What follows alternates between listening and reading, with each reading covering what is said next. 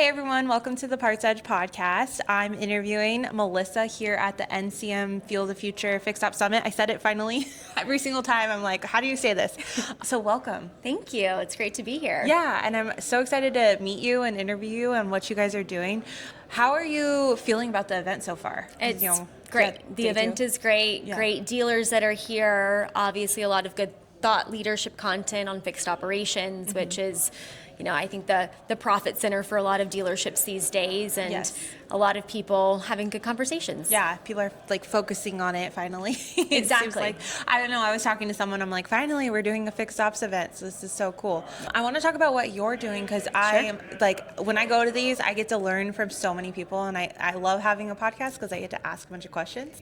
Is you guys are looking at customer behavior? Customer reviews. Right. Yeah, that's right. And that's a big deal. It is. It's really distilling customer intelligence down for our dealership customers. So we primarily started focusing on online reputation management. So soliciting reviews from your customers, whether it's after a sales interaction or in this case, a service interaction.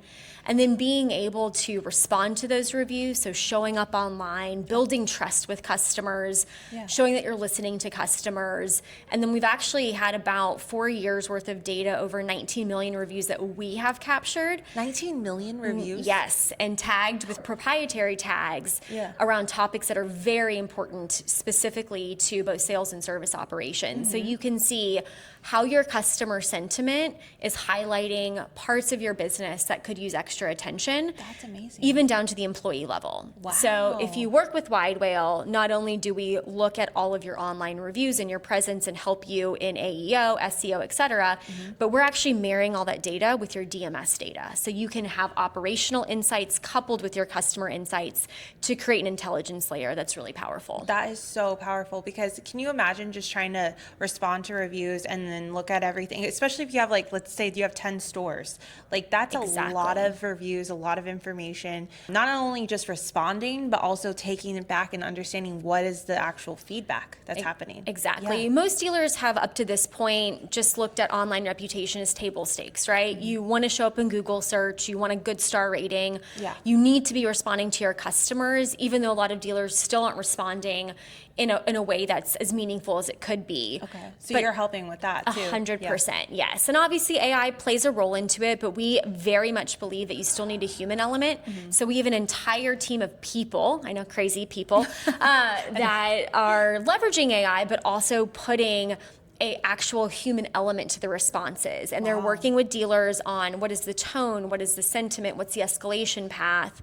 They're trained in SEO, so they're making sure that their responses are not only timely, but keyword rich. And that all helps you get found, which is vital today. Yes, because that's another layer of, because I recently had a scenario where a dealership or a fixed ops director talk to ChatGPT to ask, I think it was saying, like, I forgot what he said, but like, what do I need to look at in regards to fixed ops at NADA? And we were on the list, and I was like, oh, cool, like we're doing something right. But we don't have as much competition. Like dealerships have a lot of competition. Sure. And you want to show up on those things. Exactly. But what you're doing with video is very powerful in search. And what Wide Whale does that a lot of other people don't in this space is actually makes it very easy to solicit video reviews.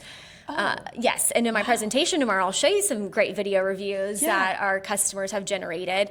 And so not only are those video reviews highly watched by potential customers, but a dealership can reuse them for their social media channels, and it's just a great way to cut a piece of content and really leverage it to, again, build trust within your local or even sometimes a national presence, depending on if you're, a dealer in an area or a larger dealer group.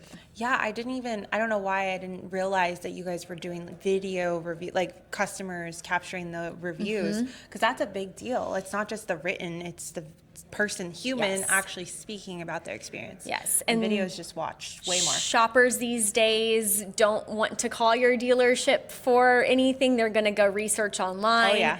and they're all going to where other customers are talking. And so seeing a really positive video, even ones that name a specific service advisor, can be the difference in driving new service business to your dealership. Yeah.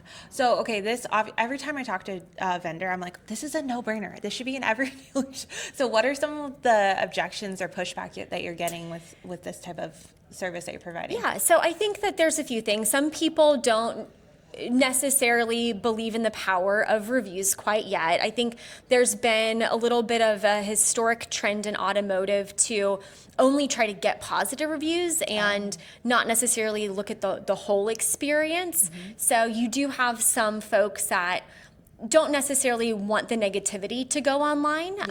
You will hear things like review gating, et cetera.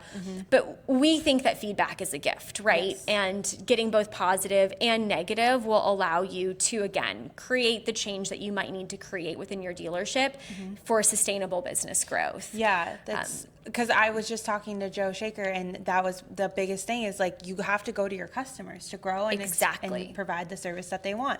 So that's what you guys are doing is feedback. It's so hard to get that negative feedback. It's like that slap in the face where you're like, oh man, but you have to in order to grow. You do. And I think the neat part too is that when you can start that conversation with your customer, even if it starts on a negative tone, the ability to turn that around is such a great feeling and a cool feeling. And it's something that your potential customers can see on your online reputation and your presence, right? Because they're seeing that authentic conversation go down. And I think that people respect that.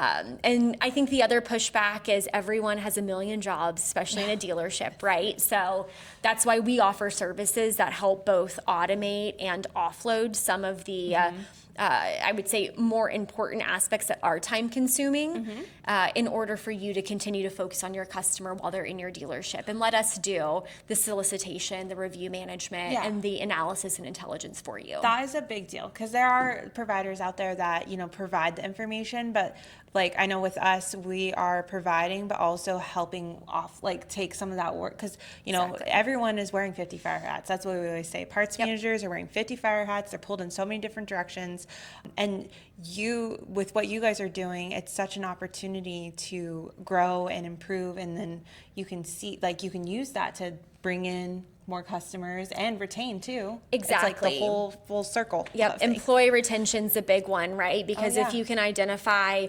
even down to the service advisor level, somebody who might need coaching or somebody who's doing an amazing job creating great customer experiences, have people ride along with them, right? And so kind of rising tides lift all ships in that direction.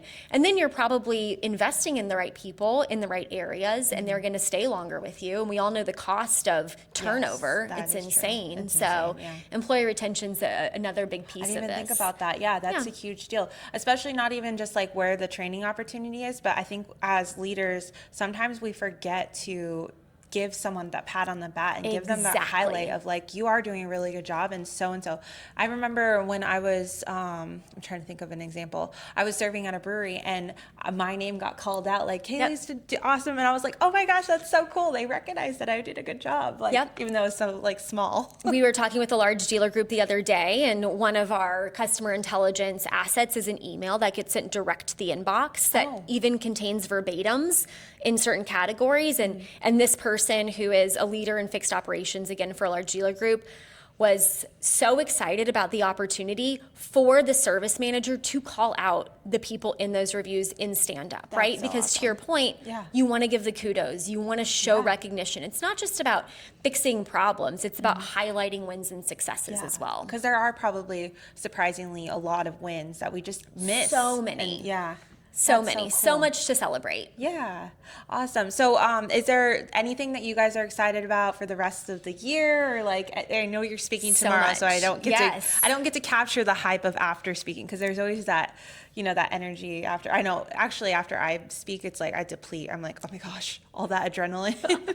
So yeah. No, I'm just excited to have a larger audience tomorrow. I think for the remainder of our year leading up into NADA 27 as well, we're just really excited about some new product launches we have specific around the customer intelligence piece and some really neat industry partnerships as well. Ooh, that should, very exciting, that should create more of a holistic data story for dealers and give them a lot of information, but more so than that, very actionable next steps. That's important because there's the fog. We're talking about it today. Like there's data fog. Analysis paralysis. Yes, I say that in my presentations. Yes. Because it is. There's so much data. There's so much opportunity. But so that's what you guys are, Very prescriptive. Yeah. Let us analyze all of the the right information. story. Let us benchmark you against cohorts that you care about and show you exactly how you can be more competitive. That's amazing. So cool. Well, I'm so glad I got to meet you. Me This is too. this is why I love podcasting because I get to learn about So great. companies. So thank you so much. Well, thanks for learning.